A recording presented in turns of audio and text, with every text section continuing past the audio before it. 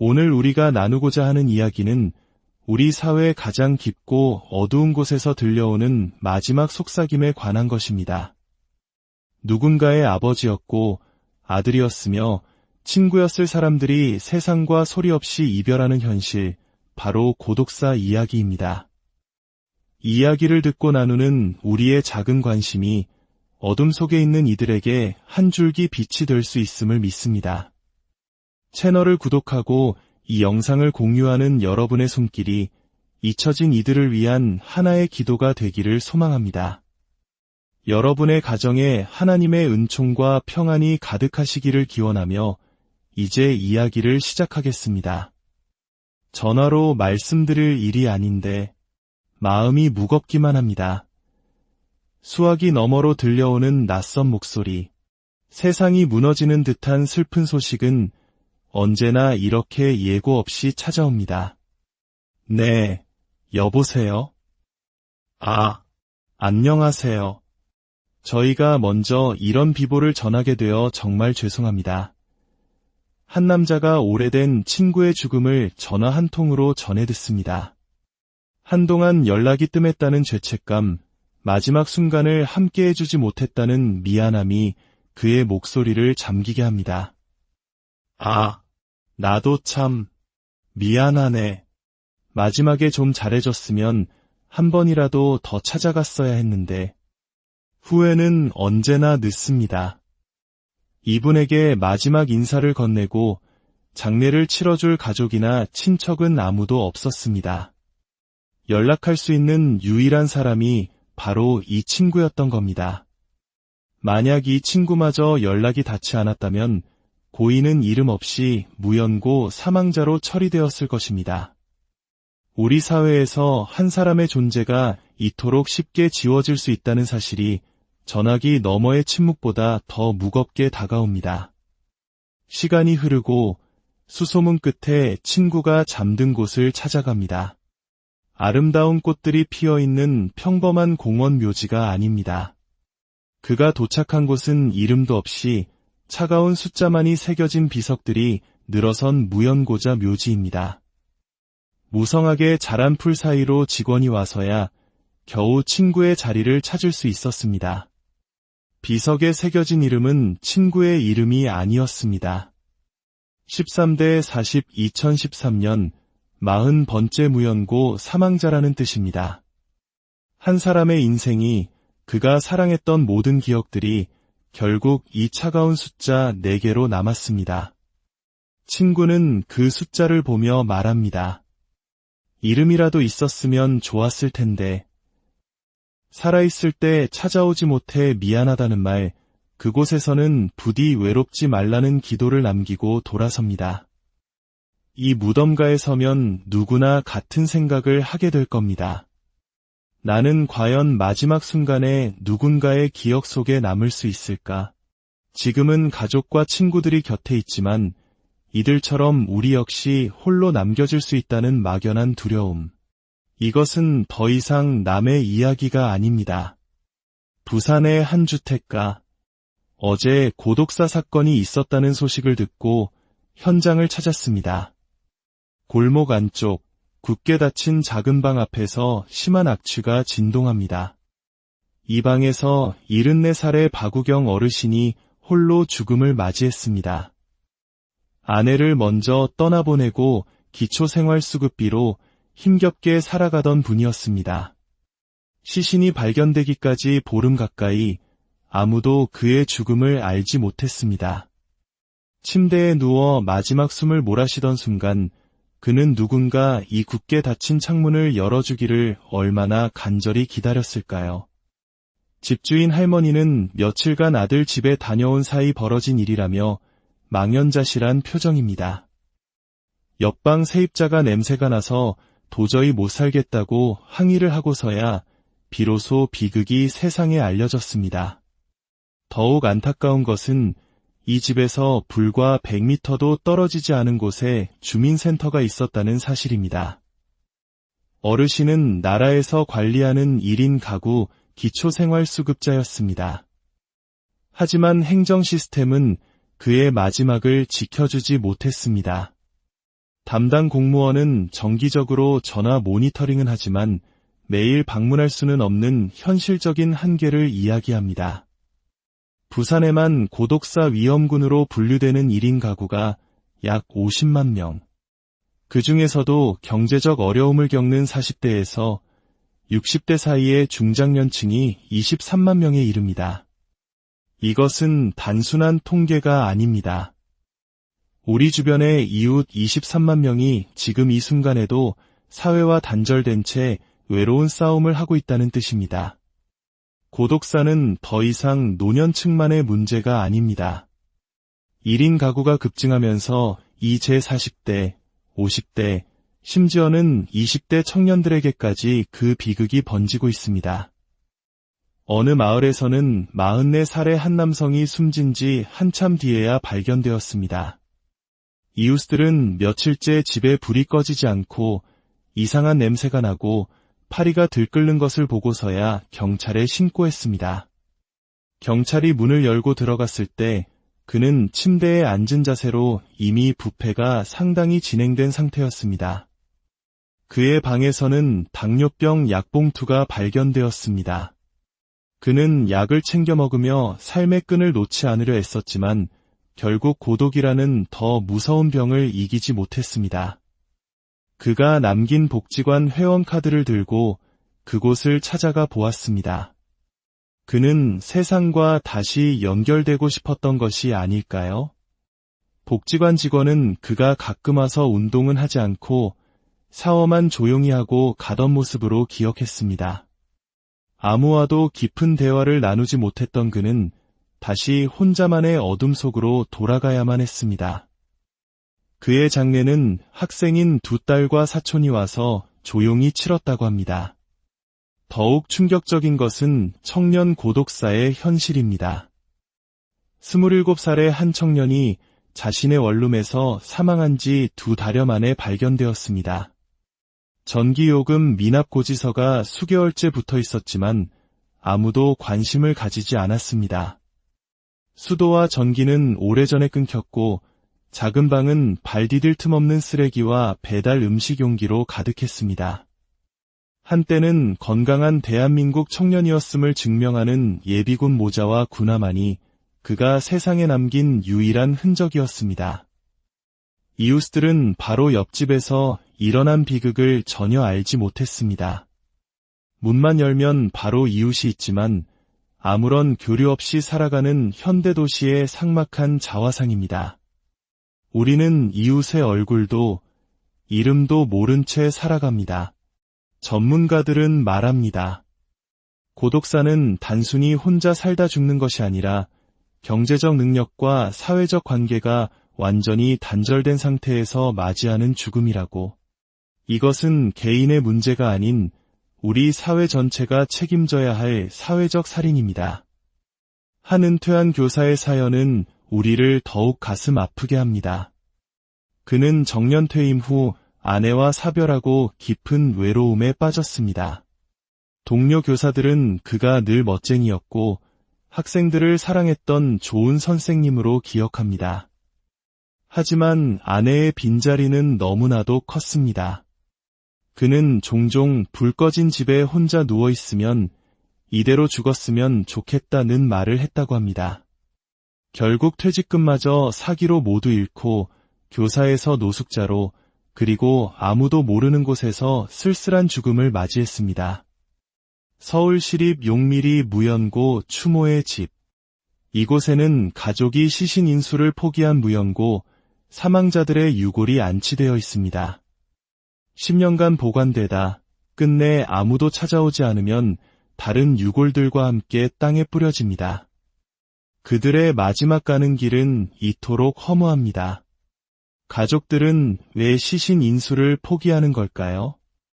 그들이 남긴 시신 처리 위임서에는 저마다의 아픈 사연이 담겨 있습니다. 20년간 연락이 끊겼던 동생, 15년간 인연을 끊고 지냈던 아버지, 이미 오래전에 관계가 단절되었거나 남은 가족 역시 장례를 치를 여유조차 없는 극심한 경제적 어려움에 처한 경우가 대부분입니다. 우리는 또 다른 현장에서 놀라운 사실을 마주합니다. 12년간 한방에서 혼자 살다 백골 상태로 발견된 김병철 씨. 그의 유품 속에서 발견된 편지 한 통. 그런데 이상하게도 본에는 사람의 이름이 고인의 이름인 김병철로 되어 있었습니다. 수소문 끝에 편지를 받은 사람을 만날 수 있었습니다. 그는 고인의 동생이었습니다. 고인은 신용불량자였던 형이었습니다. 일자리를 구하기 위해 동생의 신분증을 빌려 김병철이라는 이름으로 살아왔던 것입니다. 동생은 30년 넘게 형을 만나지 못했습니다. 죄책감과 그리움 속에서 그는 말합니다. 그때 한 번만이라도 봤어야 했는데, 그래야 내 자신이 용서가 될 텐데. 이 죄책감은 아마 평생 그의 마음에 무거운 짐으로 남을 것입니다. 정부와 지자체는 아직 고독사에 대한 정확한 통계조차 마련하지 못하고 있습니다. 문제가 심각하다는 것은 알지만 뚜렷한 대책은 나오지 않고 있습니다. 이런 상황 속에서 먼저 발벗고 나선 것은 시민단체들입니다.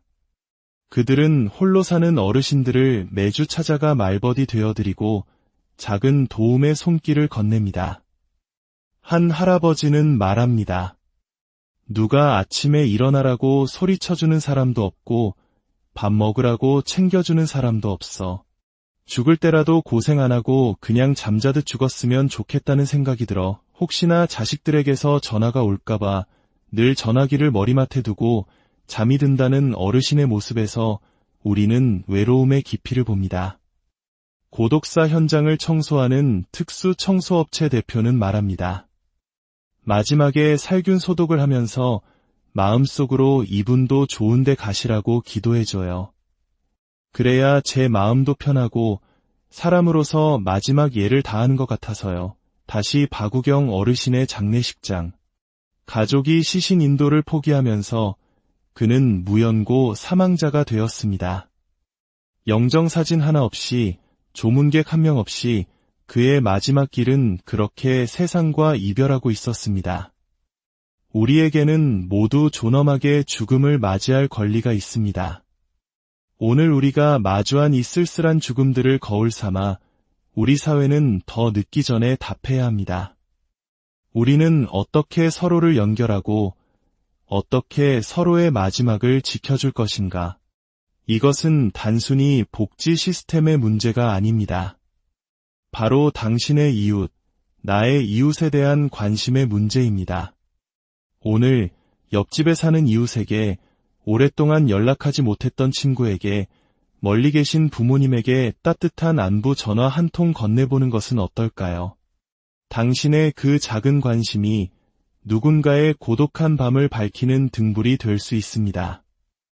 오늘 이 이야기를 끝까지 들어주신 모든 분들의 삶에 하나님의 축복이 함께하기를 기도합니다.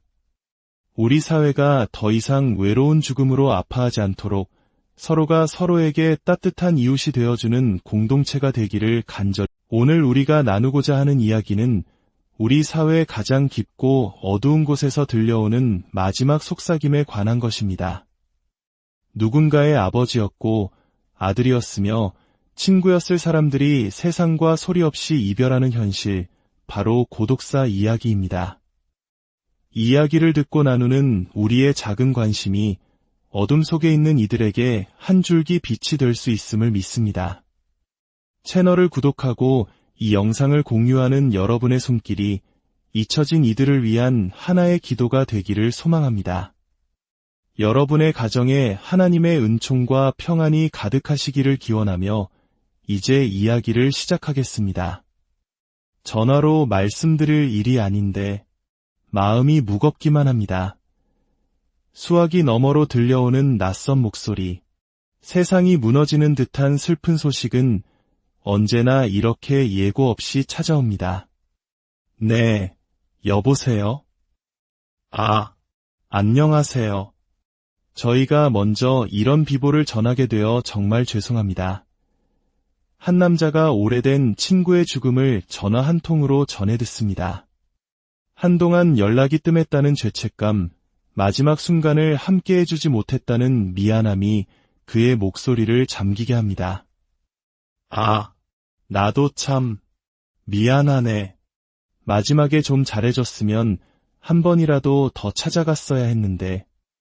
후회는 언제나 늦습니다.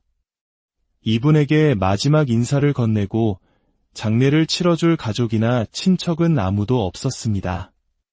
연락할 수 있는 유일한 사람이 바로 이 친구였던 겁니다. 만약 이 친구마저 연락이 닿지 않았다면 고인은 이름 없이 무연고 사망자로 처리되었을 것입니다. 우리 사회에서 한 사람의 존재가 이토록 쉽게 지워질 수 있다는 사실이 전화기 너머의 침묵보다 더 무겁게 다가옵니다. 시간이 흐르고 수소문 끝에 친구가 잠든 곳을 찾아갑니다. 아름다운 꽃들이 피어있는 평범한 공원 묘지가 아닙니다. 그가 도착한 곳은 이름도 없이 차가운 숫자만이 새겨진 비석들이 늘어선 무연고자 묘지입니다. 무성하게 자란 풀 사이로 직원이 와서야 겨우 친구의 자리를 찾을 수 있었습니다. 비석에 새겨진 이름은 친구의 이름이 아니었습니다. 13대 40 2013년 40번째 무연고 사망자라는 뜻입니다. 한 사람의 인생이 그가 사랑했던 모든 기억들이 결국 이 차가운 숫자 4개로 남았습니다. 친구는 그 숫자를 보며 말합니다. 이름이라도 있었으면 좋았을 텐데. 살아있을 때 찾아오지 못해 미안하다는 말, 그곳에서는 부디 외롭지 말라는 기도를 남기고 돌아섭니다. 이 무덤가에 서면 누구나 같은 생각을 하게 될 겁니다. 나는 과연 마지막 순간에 누군가의 기억 속에 남을 수 있을까? 지금은 가족과 친구들이 곁에 있지만 이들처럼 우리 역시 홀로 남겨질 수 있다는 막연한 두려움. 이것은 더 이상 남의 이야기가 아닙니다. 부산의 한 주택가. 어제 고독사 사건이 있었다는 소식을 듣고 현장을 찾았습니다. 골목 안쪽, 굳게 닫힌 작은 방 앞에서 심한 악취가 진동합니다. 이 방에서 74살의 박우경 어르신이 홀로 죽음을 맞이했습니다. 아내를 먼저 떠나보내고 기초생활수급비로 힘겹게 살아가던 분이었습니다. 시신이 발견되기까지 보름 가까이 아무도 그의 죽음을 알지 못했습니다. 침대에 누워 마지막 숨을 몰아쉬던 순간 그는 누군가 이 굳게 닫힌 창문을 열어주기를 얼마나 간절히 기다렸을까요? 집주인 할머니는 며칠간 아들 집에 다녀온 사이 벌어진 일이라며 망연자실한 표정입니다. 옆방 세입자가 냄새가 나서 도저히 못 살겠다고 항의를 하고서야 비로소 비극이 세상에 알려졌습니다.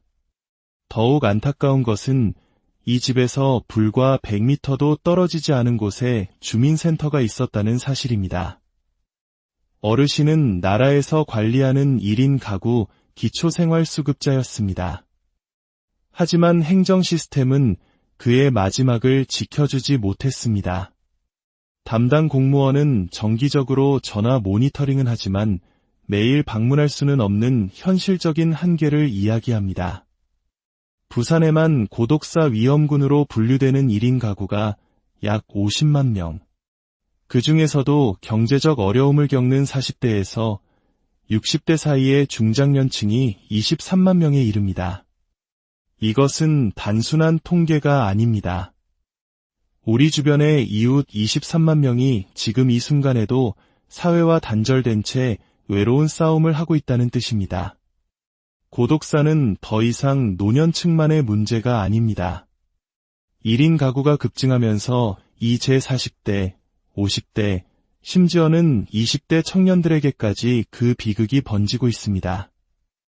어느 마을에서는 44살의 한 남성이 숨진 지 한참 뒤에야 발견되었습니다. 이웃들은 며칠째 집에 불이 꺼지지 않고 이상한 냄새가 나고 파리가 들끓는 것을 보고서야 경찰에 신고했습니다. 경찰이 문을 열고 들어갔을 때 그는 침대에 앉은 자세로 이미 부패가 상당히 진행된 상태였습니다. 그의 방에서는 당뇨병 약봉투가 발견되었습니다. 그는 약을 챙겨 먹으며 삶의 끈을 놓지 않으려 애썼지만 결국 고독이라는 더 무서운 병을 이기지 못했습니다. 그가 남긴 복지관 회원카드를 들고 그곳을 찾아가 보았습니다. 그는 세상과 다시 연결되고 싶었던 것이 아닐까요? 복지관 직원은 그가 가끔 와서 운동은 하지 않고 샤워만 조용히 하고 가던 모습으로 기억했습니다. 아무와도 깊은 대화를 나누지 못했던 그는 다시 혼자만의 어둠 속으로 돌아가야만 했습니다. 그의 장례는 학생인 두 딸과 사촌이 와서 조용히 치렀다고 합니다. 더욱 충격적인 것은 청년 고독사의 현실입니다. 27살의 한 청년이 자신의 원룸에서 사망한 지 2달여 만에 발견되었습니다. 전기요금 미납 고지서가 수개월째 붙어 있었지만 아무도 관심을 가지지 않았습니다. 수도와 전기는 오래전에 끊겼고 작은 방은 발 디딜 틈 없는 쓰레기와 배달 음식 용기로 가득했습니다. 한때는 건강한 대한민국 청년이었음을 증명하는 예비군 모자와 군화만이 그가 세상에 남긴 유일한 흔적이었습니다. 이웃들은 바로 옆집에서 일어난 비극을 전혀 알지 못했습니다. 문만 열면 바로 이웃이 있지만 아무런 교류 없이 살아가는 현대도시의 삭막한 자화상입니다. 우리는 이웃의 얼굴도 이름도 모른 채 살아갑니다. 전문가들은 말합니다. 고독사는 단순히 혼자 살다 죽는 것이 아니라 경제적 능력과 사회적 관계가 완전히 단절된 상태에서 맞이하는 죽음이라고. 이것은 개인의 문제가 아닌 우리 사회 전체가 책임져야 할 사회적 살인입니다. 한 은퇴한 교사의 사연은 우리를 더욱 가슴 아프게 합니다. 그는 정년 퇴임 후 아내와 사별하고 깊은 외로움에 빠졌습니다. 동료 교사들은 그가 늘 멋쟁이였고 학생들을 사랑했던 좋은 선생님으로 기억합니다. 하지만 아내의 빈자리는 너무나도 컸습니다. 그는 종종 불 꺼진 집에 혼자 누워있으면 이대로 죽었으면 좋겠다는 말을 했다고 합니다. 결국 퇴직금마저 사기로 모두 잃고 교사에서 노숙자로 그리고 아무도 모르는 곳에서 쓸쓸한 죽음을 맞이했습니다. 서울시립 용미리 무연고 추모의 집. 이곳에는 가족이 시신 인수를 포기한 무연고 사망자들의 유골이 안치되어 있습니다. 10년간 보관되다 끝내 아무도 찾아오지 않으면 다른 유골들과 함께 땅에 뿌려집니다. 그들의 마지막 가는 길은 이토록 허무합니다. 가족들은 왜 시신 인수를 포기하는 걸까요? 그들이 남긴 시신 처리 위임서에는 저마다의 아픈 사연이 담겨 있습니다. 20년간 연락이 끊겼던 동생, 15년간 인연을 끊고 지냈던 아버지, 이미 오래전에 관계가 단절되었거나 남은 가족 역시 장례를 치를 여유조차 없는 극심한 경제적 어려움에 처한 경우가 대부분입니다. 우리는 또 다른 현장에서 놀라운 사실을 마주합니다. 12년간 한 방에서 혼자 살다 백골 상태로 발견된 김병철 씨. 그의 유품 속에서 발견된 편지 한 통. 그런데 이상하게도 본에는 사람의 이름이 고인의 이름인 김병철로 되어 있었습니다. 수소문 끝에 편지를 받은 사람을 만날 수 있었습니다. 그는 고인의 동생이었습니다. 고인은 신용불량자였던 형이었습니다. 일자리를 구하기 위해 동생의 신분증을 빌려 김병철이라는 이름으로 살아왔던 것입니다. 동생은 30년 넘게 형을 만나지 못했습니다. 죄책감과 그리움 속에서 그는 말합니다. 그때 한 번만이라도 봤어야 했는데, 그래야 내 자신이 용서가 될 텐데. 이 죄책감은 아마 평생 그의 마음에 무거운 짐으로 남을 것입니다. 정부와 지자체는 아직 고독사에 대한 정확한 통계조차 마련하지 못하고 있습니다. 문제가 심각하다는 것은 알지만 뚜렷한 대책은 나오지 않고 있습니다. 이런 상황 속에서 먼저 발벗고 나선 것은 시민단체들입니다. 그들은 홀로 사는 어르신들을 매주 찾아가 말벗이 되어드리고 작은 도움의 손길을 건넵니다. 한 할아버지는 말합니다. 누가 아침에 일어나라고 소리쳐주는 사람도 없고 밥 먹으라고 챙겨주는 사람도 없어. 죽을 때라도 고생 안 하고 그냥 잠자듯 죽었으면 좋겠다는 생각이 들어 혹시나 자식들에게서 전화가 올까봐 늘 전화기를 머리맡에 두고 잠이 든다는 어르신의 모습에서 우리는 외로움의 깊이를 봅니다. 고독사 현장을 청소하는 특수 청소업체 대표는 말합니다. 마지막에 살균 소독을 하면서 마음속으로 이분도 좋은 데 가시라고 기도해줘요. 그래야 제 마음도 편하고 사람으로서 마지막 예를 다하는 것 같아서요. 다시 박우경 어르신의 장례식장. 가족이 시신 인도를 포기하면서 그는 무연고 사망자가 되었습니다. 영정사진 하나 없이 조문객 한 명 없이 그의 마지막 길은 그렇게 세상과 이별하고 있었습니다. 우리에게는 모두 존엄하게 죽음을 맞이할 권리가 있습니다. 오늘 우리가 마주한 이 쓸쓸한 죽음들을 거울 삼아 우리 사회는 더 늦기 전에 답해야 합니다. 우리는 어떻게 서로를 연결하고 어떻게 서로의 마지막을 지켜줄 것인가? 이것은 단순히 복지 시스템의 문제가 아닙니다. 바로 당신의 이웃, 나의 이웃에 대한 관심의 문제입니다. 오늘 옆집에 사는 이웃에게, 오랫동안 연락하지 못했던 친구에게, 멀리 계신 부모님에게 따뜻한 안부 전화 한 통 건네보는 것은 어떨까요? 당신의 그 작은 관심이 누군가의 고독한 밤을 밝히는 등불이 될 수 있습니다. 오늘 이 이야기를 끝까지 들어주신 모든 분들의 삶에 하나님의 축복이 함께하기를 기도합니다. 우리 사회가 더 이상 외로운 죽음으로 아파하지 않도록 서로가 서로에게 따뜻한 이웃이 되어주는 공동체가 되기를 간절히. 오늘 우리가 나누고자 하는 이야기는 우리 사회의 가장 깊고 어두운 곳에서 들려오는 마지막 속삭임에 관한 것입니다. 누군가의 아버지였고 아들이었으며 친구였을 사람들이 세상과 소리 없이 이별하는 현실, 바로 고독사 이야기입니다. 이 이야기를 듣고 나누는 우리의 작은 관심이 어둠 속에 있는 이들에게 한 줄기 빛이 될 수 있음을 믿습니다. 채널을 구독하고 이 영상을 공유하는 여러분의 손길이 잊혀진 이들을 위한 하나의 기도가 되기를 소망합니다. 여러분의 가정에 하나님의 은총과 평안이 가득하시기를 기원하며 이제 이야기를 시작하겠습니다. 전화로 말씀드릴 일이 아닌데 마음이 무겁기만 합니다.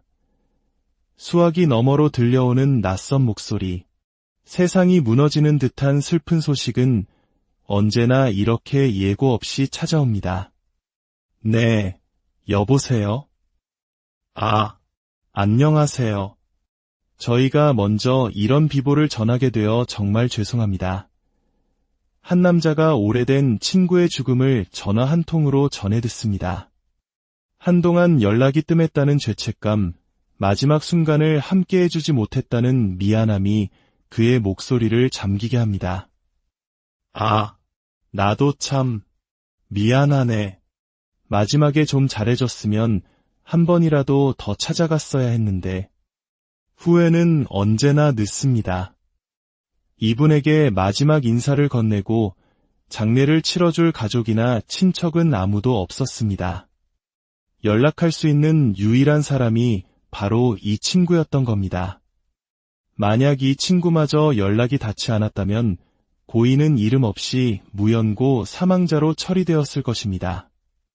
우리 사회에서 한 사람의 존재가 이토록 쉽게 지워질 수 있다는 사실이 전화기 너머의 침묵보다 더 무겁게 다가옵니다. 시간이 흐르고 수소문 끝에 친구가 잠든 곳을 찾아갑니다. 아름다운 꽃들이 피어있는 평범한 공원 묘지가 아닙니다. 그가 도착한 곳은 이름도 없이 차가운 숫자만이 새겨진 비석들이 늘어선 무연고자 묘지입니다. 무성하게 자란 풀 사이로 직원이 와서야 겨우 친구의 자리를 찾을 수 있었습니다. 비석에 새겨진 이름은 친구의 이름이 아니었습니다.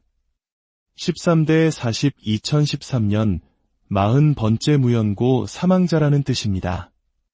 한 사람의 인생이 그가 사랑했던 모든 기억들이 결국 이 차가운 숫자 4개로 남았습니다.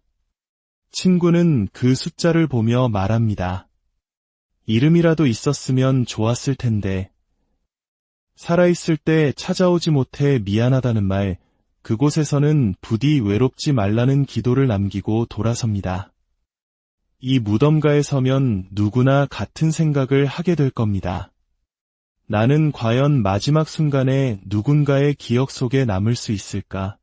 지금은 가족과 친구들이 곁에 있지만 이들처럼 우리 역시 홀로 남겨질 수 있다는 막연한 두려움. 이것은 더 이상 남의 이야기가 아닙니다. 부산의 한 주택가. 어제 고독사 사건이 있었다는 소식을 듣고 현장을 찾았습니다. 골목 안쪽, 굳게 닫힌 작은 방 앞에서 심한 악취가 진동합니다. 이 방에서 74살의 박우경 어르신이 홀로 죽음을 맞이했습니다. 아내를 먼저 떠나보내고 기초생활수급비로 힘겹게 살아가던 분이었습니다. 시신이 발견되기까지 보름 가까이 아무도 그의 죽음을 알지 못했습니다. 침대에 누워 마지막 숨을 몰아쉬던 순간 그는 누군가 이 굳게 닫힌 창문을 열어주기를 얼마나 간절히 기다렸을까요? 집주인 할머니는 며칠간 아들 집에 다녀온 사이 벌어진 일이라며 망연자실한 표정입니다. 옆방 세입자가 냄새가 나서 도저히 못 살겠다고 항의를 하고서야 비로소 비극이 세상에 알려졌습니다. 더욱 안타까운 것은 이 집에서 불과 100m도 떨어지지 않은 곳에 주민센터가 있었다는 사실입니다. 어르신은 나라에서 관리하는 1인 가구 기초생활수급자였습니다. 하지만 행정 시스템은 그의 마지막을 지켜주지 못했습니다. 담당 공무원은 정기적으로 전화 모니터링은 하지만 매일 방문할 수는 없는 현실적인 한계를 이야기합니다. 부산에만 고독사 위험군으로 분류되는 1인 가구가 약 50만 명.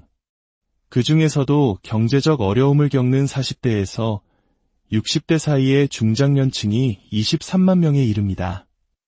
이것은 단순한 통계가 아닙니다. 우리 주변의 이웃 23만 명이 지금 이 순간에도 사회와 단절된 채 외로운 싸움을 하고 있다는 뜻입니다. 고독사는 더 이상 노년층만의 문제가 아닙니다. 1인 가구가 급증하면서 이 제40대, 50대, 심지어는 20대 청년들에게까지 그 비극이 번지고 있습니다. 어느 마을에서는 44살의 한 남성이 숨진 지 한참 뒤에야 발견되었습니다. 이웃들은 며칠째 집에 불이 꺼지지 않고 이상한 냄새가 나고 파리가 들끓는 것을 보고서야 경찰에 신고했습니다.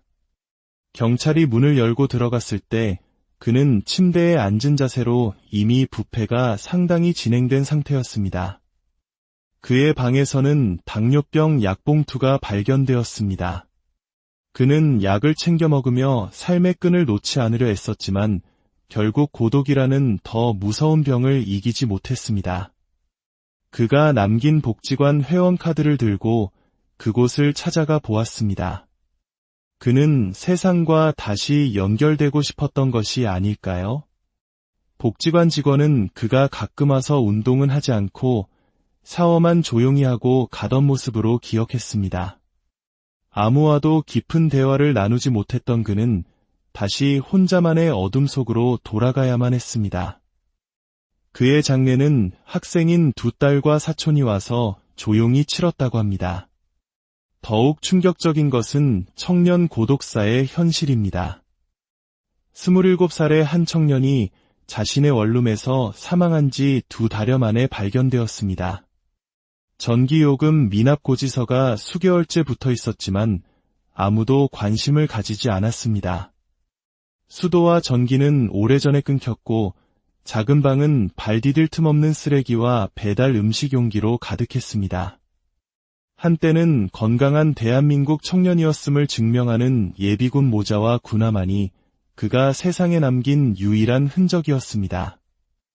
이웃들은 바로 옆집에서 일어난 비극을 전혀 알지 못했습니다. 문만 열면 바로 이웃이 있지만 아무런 교류 없이 살아가는 현대도시의 삭막한 자화상입니다. 우리는 이웃의 얼굴도 이름도 모른 채 살아갑니다. 전문가들은 말합니다. 고독사는 단순히 혼자 살다 죽는 것이 아니라 경제적 능력과 사회적 관계가 완전히 단절된 상태에서 맞이하는 죽음이라고.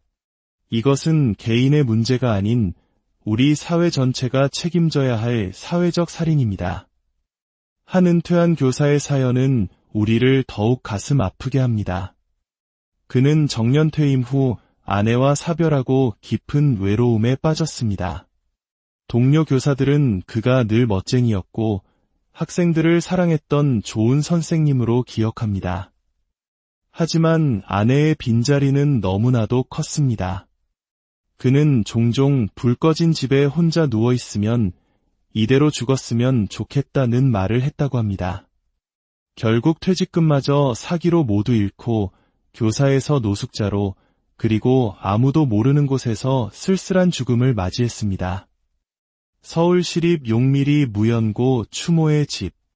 이곳에는 가족이 시신 인수를 포기한 무연고 사망자들의 유골이 안치되어 있습니다. 10년간 보관되다 끝내 아무도 찾아오지 않으면 다른 유골들과 함께 땅에 뿌려집니다. 그들의 마지막 가는 길은 이토록 허무합니다. 가족들은 왜 시신 인수를 포기하는 걸까요? 그들이 남긴 시신 처리 위임서에는 저마다의 아픈 사연이 담겨 있습니다. 20년간 연락이 끊겼던 동생, 15년간 인연을 끊고 지냈던 아버지, 이미 오래전에 관계가 단절되었거나 남은 가족 역시 장례를 치를 여유조차 없는 극심한 경제적 어려움에 처한 경우가 대부분입니다. 우리는 또 다른 현장에서 놀라운 사실을 마주합니다. 12년간 한 방에서 혼자 살다 백골 상태로 발견된 김병철 씨. 그의 유품 속에서 발견된 편지 한 통. 그런데 이상하게도 본에는 사람의 이름이 고인의 이름인 김병철로 되어 있었습니다. 수소문 끝에 편지를 받은 사람을 만날 수 있었습니다. 그는 고인의 동생이었습니다. 고인은 신용불량자였던 형이었습니다. 일자리를 구하기 위해 동생의 신분증을 빌려 김병철이라는 이름으로 살아왔던 것입니다. 동생은 30년 넘게 형을 만나지 못했습니다. 죄책감과 그리움 속에서 그는 말합니다. 그때 한 번만이라도 봤어야 했는데, 그래야 내 자신이 용서가 될 텐데. 이 죄책감은 아마 평생 그의 마음에 무거운 짐으로 남을 것입니다. 정부와 지자체는 아직 고독사에 대한 정확한 통계조차 마련하지 못하고 있습니다. 문제가 심각하다는 것은 알지만 뚜렷한 대책은 나오지 않고 있습니다. 이런 상황 속에서 먼저 발벗고 나선 것은 시민단체들입니다. 그들은 홀로 사는 어르신들을 매주 찾아가 말벗이 되어드리고 작은 도움의 손길을 건넵니다. 한 할아버지는 말합니다. 누가 아침에 일어나라고 소리쳐주는 사람도 없고 밥 먹으라고 챙겨주는 사람도 없어. 죽을 때라도 고생 안 하고 그냥 잠자듯 죽었으면 좋겠다는 생각이 들어 혹시나 자식들에게서 전화가 올까봐 늘 전화기를 머리맡에 두고 잠이 든다는 어르신의 모습에서 우리는 외로움의 깊이를 봅니다.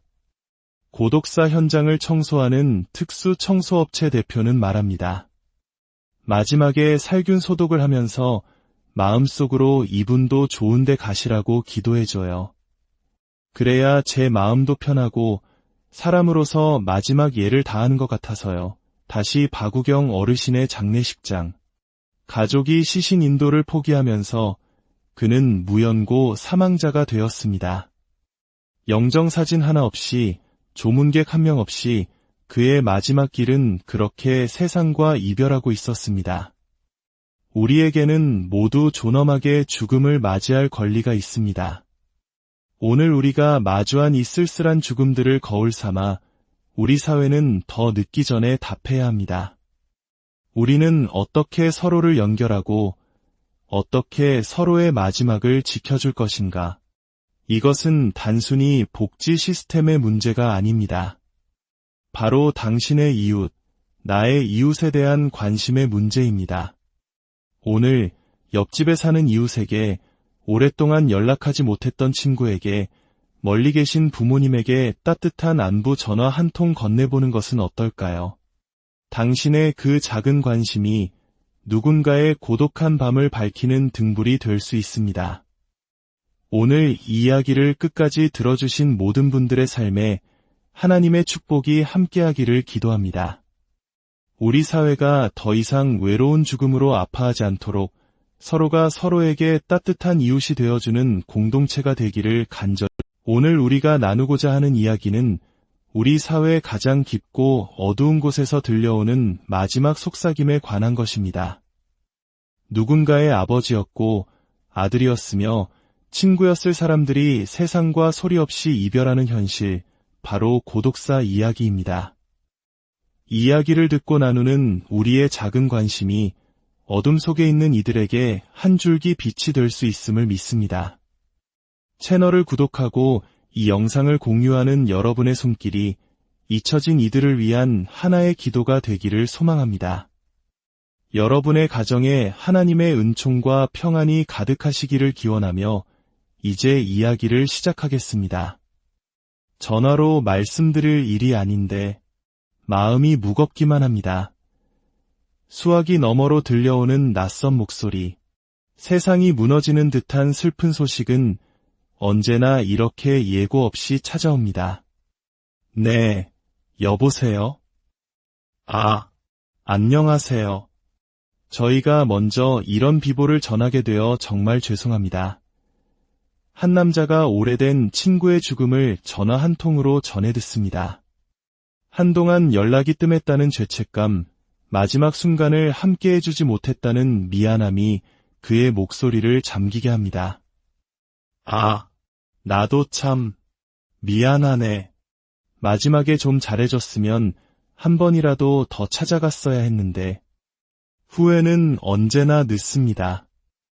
이분에게 마지막 인사를 건네고 장례를 치러줄 가족이나 친척은 아무도 없었습니다. 연락할 수 있는 유일한 사람이 바로 이 친구였던 겁니다. 만약 이 친구마저 연락이 닿지 않았다면 고인은 이름 없이 무연고 사망자로 처리되었을 것입니다. 우리 사회에서 한 사람의 존재가 이토록 쉽게 지워질 수 있다는 사실이 전화기 너머의 침묵보다 더 무겁게 다가옵니다. 시간이 흐르고 수소문 끝에 친구가 잠든 곳을 찾아갑니다. 아름다운 꽃들이 피어있는 평범한 공원 묘지가 아닙니다. 그가 도착한 곳은 이름도 없이 차가운 숫자만이 새겨진 비석들이 늘어선 무연고자 묘지입니다. 무성하게 자란 풀 사이로 직원이 와서야 겨우 친구의 자리를 찾을 수 있었습니다. 비석에 새겨진 이름은 친구의 이름이 아니었습니다. 13대 40 2013년 40번째 무연고 사망자라는 뜻입니다. 한 사람의 인생이, 그가 사랑했던 모든 기억들이 결국 이 차가운 숫자 4개로 남았습니다. 친구는 그 숫자를 보며 말합니다. 이름이라도 있었으면 좋았을 텐데. 살아있을 때 찾아오지 못해 미안하다는 말, 그곳에서는 부디 외롭지 말라는 기도를 남기고 돌아섭니다. 이 무덤가에 서면 누구나 같은 생각을 하게 될 겁니다. 나는 과연 마지막 순간에 누군가의 기억 속에 남을 수 있을까? 지금은 가족과 친구들이 곁에 있지만 이들처럼 우리 역시 홀로 남겨질 수 있다는 막연한 두려움. 이것은 더 이상 남의 이야기가 아닙니다. 부산의 한 주택가. 어제 고독사 사건이 있었다는 소식을 듣고 현장을 찾았습니다. 골목 안쪽, 굳게 닫힌 작은 방 앞에서 심한 악취가 진동합니다. 이 방에서 74살의 박우경 어르신이 홀로 죽음을 맞이했습니다. 아내를 먼저 떠나보내고 기초생활수급비로 힘겹게 살아가던 분이었습니다. 시신이 발견되기까지 보름 가까이 아무도 그의 죽음을 알지 못했습니다. 침대에 누워 마지막 숨을 몰아쉬던 순간 그는 누군가 이 굳게 닫힌 창문을 열어주기를 얼마나 간절히 기다렸을까요? 집주인 할머니는 며칠간 아들 집에 다녀온 사이 벌어진 일이라며 망연자실한 표정입니다. 옆방 세입자가 냄새가 나서 도저히 못 살겠다고 항의를 하고서야 비로소 비극이 세상에 알려졌습니다. 더욱 안타까운 것은 이 집에서 불과 100m도 떨어지지 않은 곳에 주민센터가 있었다는 사실입니다. 어르신은 나라에서 관리하는 1인 가구 기초생활수급자였습니다. 하지만 행정 시스템은 그의 마지막을 지켜주지 못했습니다. 담당 공무원은 정기적으로 전화 모니터링은 하지만 매일 방문할 수는 없는 현실적인 한계를 이야기합니다. 부산에만 고독사 위험군으로 분류되는 1인 가구가 약 50만 명. 그 중에서도 경제적 어려움을 겪는 40대에서 60대 사이의 중장년층이 23만 명에 이릅니다. 이것은 단순한 통계가 아닙니다. 우리 주변의 이웃 23만 명이 지금 이 순간에도 사회와 단절된 채 외로운 싸움을 하고 있다는 뜻입니다. 고독사는 더 이상 노년층만의 문제가 아닙니다. 1인 가구가 급증하면서 이 제40대, 50대, 심지어는 20대 청년들에게까지 그 비극이 번지고 있습니다. 어느 마을에서는 44살의 한 남성이 숨진 지 한참 뒤에야 발견되었습니다. 이웃들은 며칠째 집에 불이 꺼지지 않고 이상한 냄새가 나고 파리가 들끓는 것을 보고서야 경찰에 신고했습니다. 경찰이 문을 열고 들어갔을 때 그는 침대에 앉은 자세로 이미 부패가 상당히 진행된 상태였습니다. 그의 방에서는 당뇨병 약봉투가 발견되었습니다. 그는 약을 챙겨 먹으며 삶의 끈을 놓지 않으려 애썼지만 결국 고독이라는 더 무서운 병을 이기지 못했습니다. 그가 남긴 복지관 회원카드를 들고 그곳을 찾아가 보았습니다. 그는 세상과 다시 연결되고 싶었던 것이 아닐까요? 복지관 직원은 그가 가끔 와서 운동은 하지 않고 샤워만 조용히 하고 가던 모습으로 기억했습니다. 아무와도 깊은 대화를 나누지 못했던 그는 다시 혼자만의 어둠 속으로 돌아가야만 했습니다. 그의 장례는 학생인 2딸과 사촌이 와서 조용히 치렀다고 합니다. 더욱 충격적인 것은 청년 고독사의 현실입니다. 27살의 한 청년이 자신의 원룸에서 사망한 지 2달여 만에 발견되었습니다. 전기요금 미납 고지서가 수개월째 붙어 있었지만 아무도 관심을 가지지 않았습니다. 수도와 전기는 오래전에 끊겼고 작은 방은 발 디딜 틈 없는 쓰레기와 배달 음식 용기로 가득했습니다. 한때는 건강한 대한민국 청년이었음을 증명하는 예비군 모자와 군화만이 그가 세상에 남긴 유일한 흔적이었습니다. 이웃들은 바로 옆집에서 일어난 비극을 전혀 알지 못했습니다.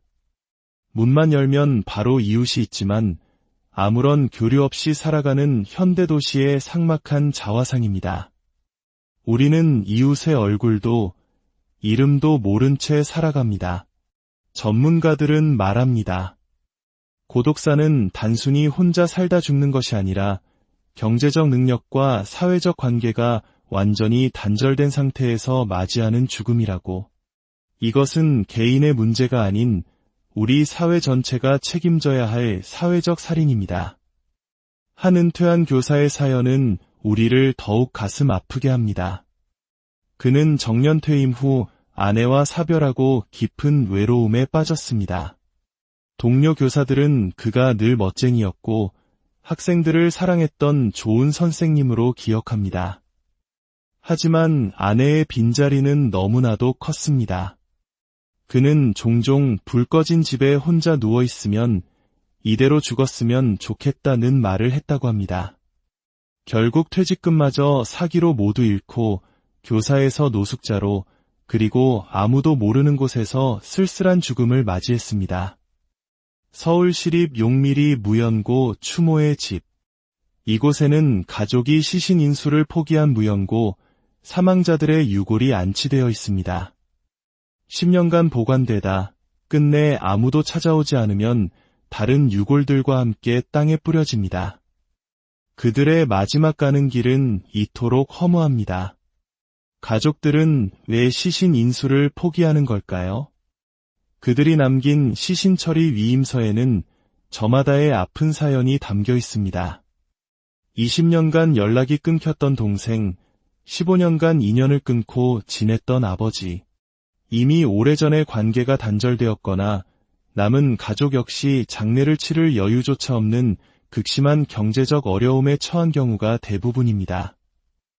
우리는 또 다른 현장에서 놀라운 사실을 마주합니다. 12년간 한 방에서 혼자 살다 백골 상태로 발견된 김병철 씨.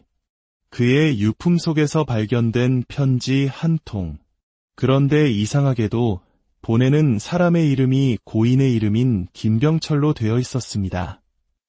수소문 끝에 편지를 받은 사람을 만날 수 있었습니다. 그는 고인의 동생이었습니다. 고인은 신용불량자였던 형이었습니다. 일자리를 구하기 위해 동생의 신분증을 빌려 김병철이라는 이름으로 살아왔던 것입니다. 동생은 30년 넘게 형을 만나지 못했습니다. 죄책감과 그리움 속에서 그는 말합니다. 그때 한 번만이라도 봤어야 했는데, 그래야 내 자신이 용서가 될 텐데. 이 죄책감은 아마 평생 그의 마음에 무거운 짐으로 남을 것입니다. 정부와 지자체는 아직 고독사에 대한 정확한 통계조차 마련하지 못하고 있습니다. 문제가 심각하다는 것은 알지만 뚜렷한 대책은 나오지 않고 있습니다. 이런 상황 속에서 먼저 발벗고 나선 것은 시민단체들입니다. 그들은 홀로 사는 어르신들을 매주 찾아가 말벗이 되어드리고 작은 도움의 손길을 건넵니다. 한 할아버지는 말합니다. 누가 아침에 일어나라고 소리쳐주는 사람도 없고 밥 먹으라고 챙겨주는 사람도 없어. 죽을 때라도 고생 안 하고 그냥 잠자듯 죽었으면 좋겠다는 생각이 들어 혹시나 자식들에게서 전화가 올까봐 늘 전화기를 머리맡에 두고 잠이 든다는 어르신의 모습에서 우리는 외로움의 깊이를 봅니다. 고독사 현장을 청소하는 특수 청소업체 대표는 말합니다. 마지막에 살균 소독을 하면서 마음속으로 이분도 좋은 데 가시라고 기도해줘요. 그래야 제 마음도 편하고 사람으로서 마지막 예를 다하는 것 같아서요. 다시 박우경 어르신의 장례식장. 가족이 시신 인도를 포기하면서 그는 무연고 사망자가 되었습니다. 영정사진 하나 없이, 조문객 한 명 없이 그의 마지막 길은 그렇게 세상과 이별하고 있었습니다. 우리에게는 모두 존엄하게 죽음을 맞이할 권리가 있습니다.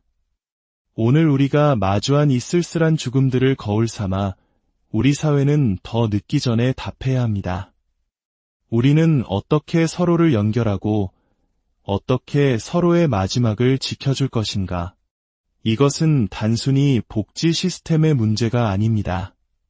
바로 당신의 이웃, 나의 이웃에 대한 관심의 문제입니다. 오늘 옆집에 사는 이웃에게, 오랫동안 연락하지 못했던 친구에게, 멀리 계신 부모님에게 따뜻한 안부 전화 한 통 건네보는 것은 어떨까요?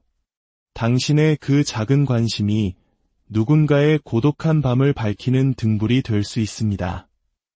오늘 이 이야기를 끝까지 들어주신 모든 분들의 삶에 하나님의 축복이 함께하기를 기도합니다. 우리 사회가 더 이상 외로운 죽음으로 아파하지 않도록 서로가 서로에게 따뜻한 이웃이 되어주는 공동체가 되기를 간절히. 오늘 우리가 나누고자 하는 이야기는 우리 사회의 가장 깊고 어두운 곳에서 들려오는 마지막 속삭임에 관한 것입니다. 누군가의 아버지였고 아들이었으며 친구였을 사람들이 세상과 소리 없이 이별하는 현실, 바로 고독사 이야기입니다. 이 이야기를 듣고 나누는 우리의 작은 관심이 어둠 속에 있는 이들에게 한 줄기 빛이 될 수 있음을 믿습니다. 채널을 구독하고 이 영상을 공유하는 여러분의 손길이 잊혀진 이들을 위한 하나의 기도가 되기를 소망합니다. 여러분의 가정에 하나님의 은총과 평안이 가득하시기를 기원하며 이제 이야기를 시작하겠습니다. 전화로 말씀드릴 일이 아닌데 마음이 무겁기만 합니다.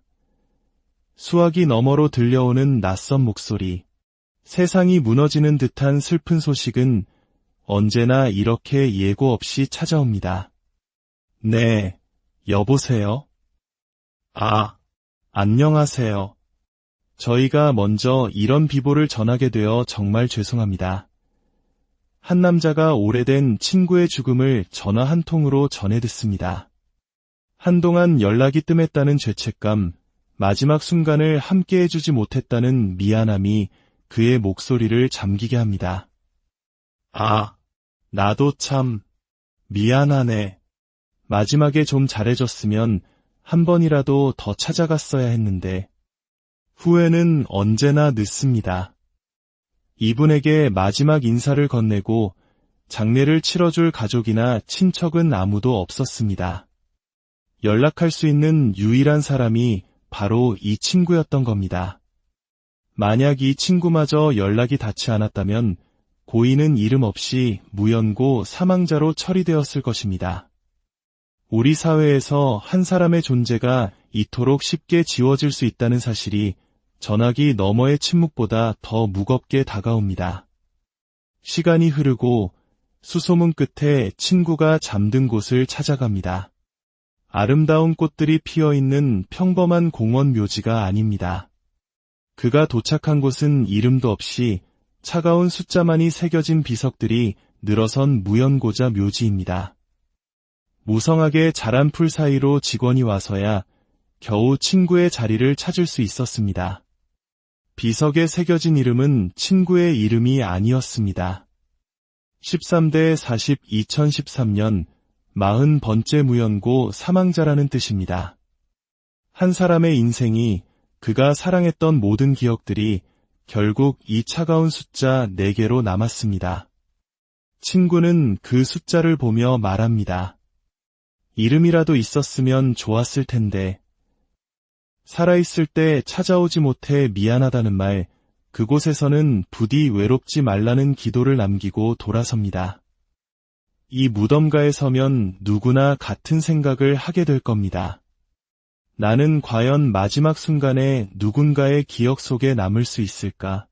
지금은 가족과 친구들이 곁에 있지만 이들처럼 우리 역시 홀로 남겨질 수 있다는 막연한 두려움. 이것은 더 이상 남의 이야기가 아닙니다. 부산의 한 주택가. 어제 고독사 사건이 있었다는 소식을 듣고 현장을 찾았습니다.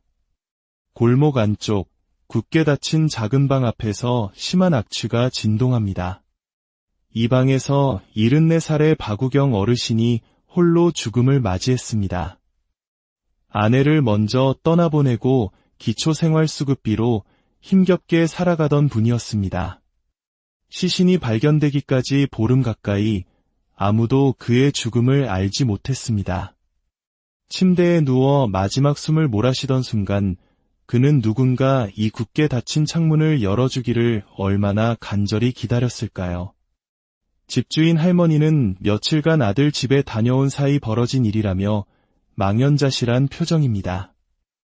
옆방 세입자가 냄새가 나서 도저히 못 살겠다고 항의를 하고서야 비로소 비극이 세상에 알려졌습니다. 더욱 안타까운 것은 이 집에서 불과 100m도 떨어지지 않은 곳에 주민센터가 있었다는 사실입니다. 어르신은 나라에서 관리하는 1인 가구 기초생활수급자였습니다. 하지만 행정 시스템은 그의 마지막을 지켜주지 못했습니다.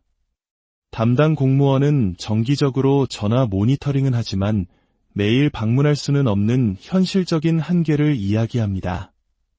부산에만 고독사 위험군으로 분류되는 1인 가구가 약 50만 명.